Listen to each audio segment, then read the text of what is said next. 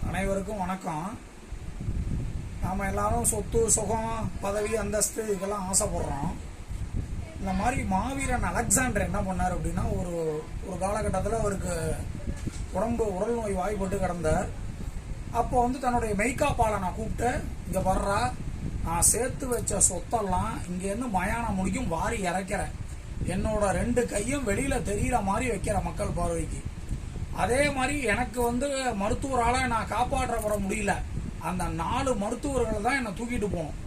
இது எதுக்காக சொல்ல வர்றது அப்படின்னா, நாம் சேர்த்து வச்ச சொத்து எதுவுமே நிலை இல்லை. நாமே நிலை இல்லைங்கிற போது சொத்து எப்படி நிலை? அந்த மெய்காப்பாளன் கேட்குறாரு, எதுக்கு கையை 2த்தையும் வெளியில் வைக்க சொல்கிறீங்க? மக்கள் தெரிஞ்சுக்கணும், நான் போகும்போது சேர்த்து வச்ச சொத்தை எதையுமே எடுத்துகிட்டு போகல அப்படின்னு. எதுக்கு மருத்துவரை தூக்க சொல்கிறீங்க அப்படின்னா, எப்பேற்பட்ட மருத்துவனாலையும் என்னை காப்பாற்ற முடியலங்கிறது மக்கள் தெரிஞ்சுக்கணும், இதுக்காக தான் நான் பண்ணுறது. எவ்வளோ பணங்காசு இருந்தும் அந்த மருத்துவரால் அவரை காப்பாற்ற முடியல, அதை தெரிஞ்சுக்கணுங்கிறதுக்காக தான் அவர் சொல்கிறாரு. எவ்வளோ சேர்த்து வச்ச சொத்தும் நம்ம பின்னாடி வரல அப்படிங்கிறதையும் தெளிவாக சொல்கிறார்.